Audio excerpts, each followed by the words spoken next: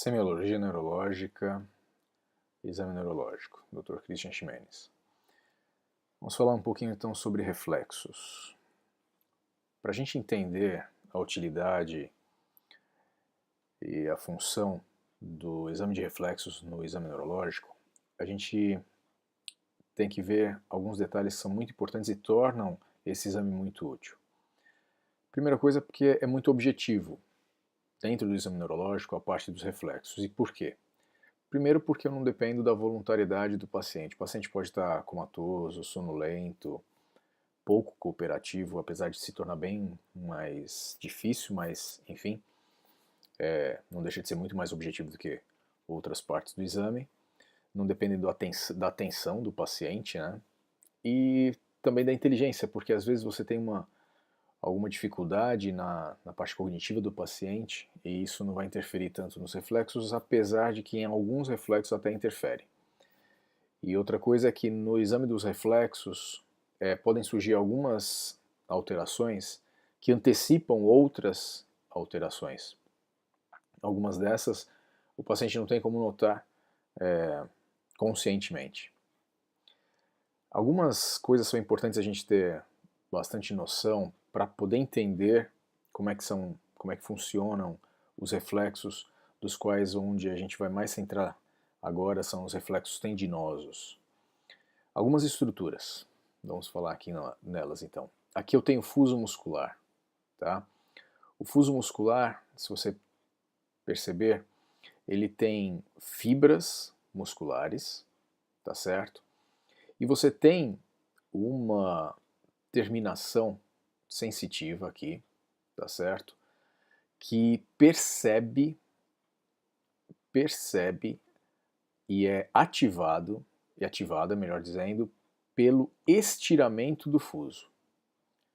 Perceba bem, essa terminação aqui, ela despolariza, ela é ativada quando o fuso é estirado, tá ok? Mas eu falei aqui que esse fuso muscular ele possui fibras musculares, tá vendo aqui nas pontinhas?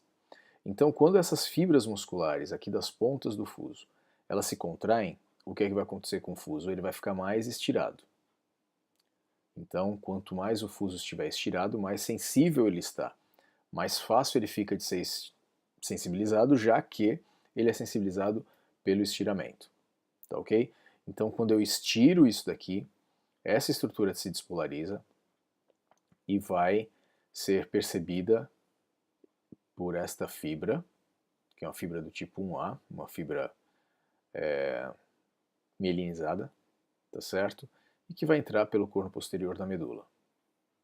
Ok? Outra estrutura que é importante eu saber é que esse neurônio aqui, o neurônio da fibra alfa, tá certo? Fibra bem mielinizada, é ele que é aquele segundo neurônio motor da via piramidal.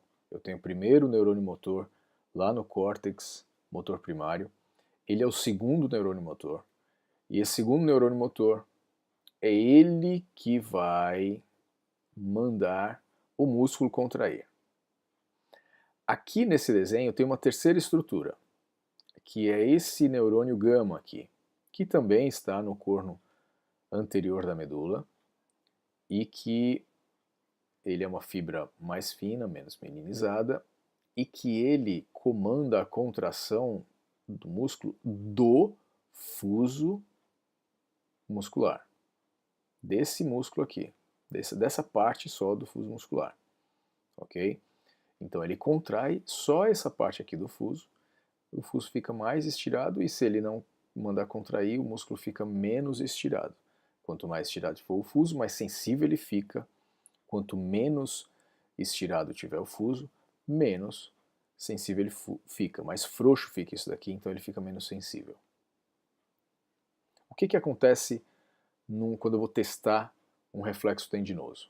Vamos lá. Aqui tem um martelo que eu não gosto, tá certo? Prefiro o martelo de Babinski, mas quando eu pressiono aqui, eu pego aqui o tendão patelar e ele é deformado. Quando ele é deformado, quando ele é pressionado aqui, ele é ele puxa a patela, que por sua vez, quando ela desce para cá, ela puxa também o quadríceps, o músculo anterior da coxa. Quando puxa, aquele receptor de estiramento que tem no fuso muscular, pronto, ele vai perceber esse estiramento, vai despolarizar. Aqui vamos seguindo o caminho, neurônio sensitivo entra, ele vai entrar no corno posterior da medula, vai fazer uma sinapse com aquele neurônio, segundo neurônio motor, que por sua vez vai levar a despolarização pela fibra alfa até o músculo e o músculo vai contrair. Ok? Então basicamente é isso que acontece no reflexo tendinoso. Aqui num outro desenho, então, eu tenho que esse músculo aqui, ele é estirado, tá certo? Eu percuto aqui, ele é estirado. Esse estiramento é percebido pelo receptor aqui no fuso muscular. Então ele vai e entra pelo corno posterior da medula, ativa o neurônio, segundo neurônio motor, que vai mandar esse músculo contrair. Existe um interneurônio inibitório que tem aqui na medula, que para que ele serve? Na verdade, ele é inibitório porque ele inibe o neurônio também, aquele neurônio segundo neurônio motor, só que do músculo antagonista. Então, por exemplo, se eu estiver falando aqui do meu músculo anterior da coxa, esse daqui é o posterior da coxa. Se eu estiver falando isso daqui do bíceps, esse daqui é o tríceps. Para eu ter uma contração efetiva do meu bíceps, eu tenho que ter um relaxamento efetivo do meu tríceps. Para eu ter uma contração efetiva do meu quadríceps, eu tenho que ter um relaxamento efetivo do meu posterior da coxa. E esses reflexos profundos, ou reflexos tendinosos, eu vou testar com o martelo, como está aqui no desenho. De preferência esse martelo, que é o martelo de Babinski. Ele é um martelo que tem o centro de gravidade mais extremo, isso ajuda bastante. Aqui no reflexo bicipital, eu testo colocando, interpondo o meu dedo sobre o tendão do bíceps e pressionando. Aqui eu vou precisar estarei testando as raízes C5 e C6 no reflexo bicipital, que é uma outra forma de segurar o braço do paciente. Aqui no bráquio radial também C5 e C6. Aqui o tricipital, e aí já são C6, C7, C8. Alguns livros você vai encontrar C6, C7, outros C7, C8, alguns C6, C7, C8, enfim. Mas são outras formas de testar o tricipital. Outras formas aqui, o bicipital com o paciente deitado. Aqui o bráquio radial com o paciente deitado, colocando o antebraço do paciente por sobre ele mesmo. Aqui o tricipital com o paciente deitado, tá certo? Aqui é o estilo radial, um outro teste que a gente pode fazer. E aqui o patelar, L2, L3, L4, alguns livros também vão colocar L2, L3, outros L3, L4. E aqui com o paciente, essa perna aqui ela tem que estar pendurada. A articulação do joelho não pode estar muito afastada da extremidade da maca, de onde eu estiver testando o paciente, mas também não pode estar em cima, tem que ficar de tal forma que essa perna fique bem pendurada e bem relaxada. Uma forma de testar aqui o aquileu, aqui com o paciente sentado e aqui com o paciente deitado. Quando eu vou testar o reflexo, eu deixo a articulação em questão, que eu vou testar, em 90 graus, tá certo? Ou um pouquinho mais estirada do que em 90 graus. Nunca menos estirada do que 90 graus. E por que isso? Porque se o tendão estiver relaxado, significa que o músculo está relaxado, significa que aquele fuso muscular vai estar relaxado, e na hora que eu pressionar o tendão, pode ser que essa pressão que eu faça no tendão não seja suficiente para estirar aquele fuso muscular ao ponto de estimular o reflexo. E aqui é a manobra de Gendrasik, basicamente qual é o princípio dela. Nela, especificamente, o paciente ele entrelaça os dedos das duas mãos e a gente pede para o paciente puxar uma mão contra a outra. O princípio dela é distrair o paciente. Posso usar outros artifícios. Posso pedir para o paciente contar quantos azulejos tem numa fileira na parede, eu posso pedir, enfim, para ele falar para mim os múltiplos de 3, enfim, de 4, alguma coisa que distraia o paciente. Outros tipos de reflexos que eu testo são os reflexos cutâneos ou superficiais, aí não entram aquele princípio que a gente estava falando dos fusos, tá certo? Aqui é o cutâneo abdominal, onde eu testo, dependendo da altura que eu vou estar testando, eu vou testar de T6 até T12, tá certo? Onde a minha referência é o umbigo do paciente, e eu faço eu pego uma superfície relativamente pontiaguda, e esfrego com uma certa delicadeza por sobre a pele do paciente, tá certo? Delicadeza para que não arranhe o paciente, mas ao mesmo tempo tem que fazer uma certa pressão, e o músculo que eu estou, nesse caso aqui, estimulando, ele vai contrair. Então o oblíquo do abdômen aqui, ele vai contrair e vai desviar o umbigo para o lado que eu estou estimulando. E aqui o mais importante de todos, que é o cutâneo plantar, eu estimulo nesse sentido aqui,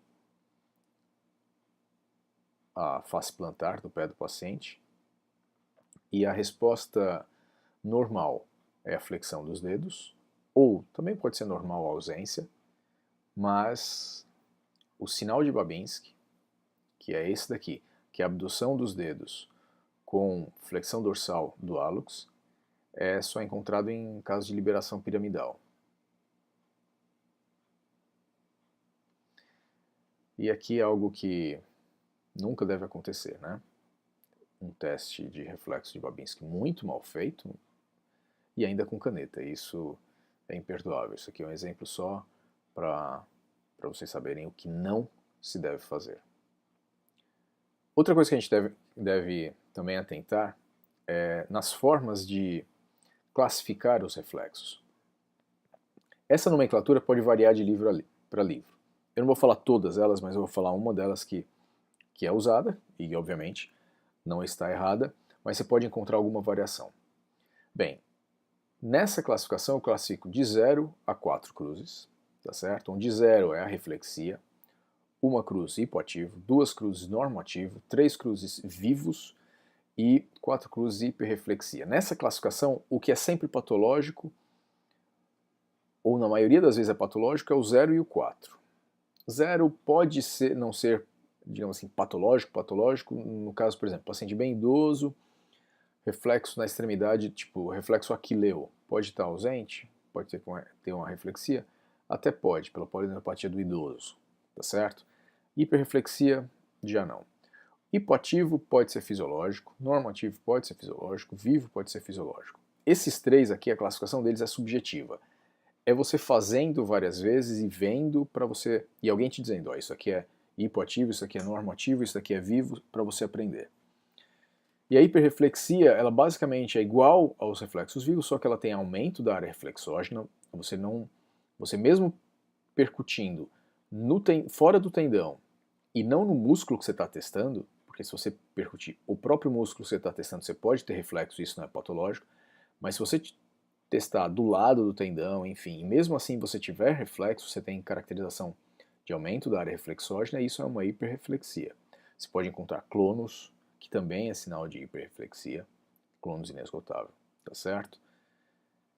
E a assimetria é sempre patológica, mesmo que seja, por exemplo, de um lado hipoativo, do outro normativo, patológico.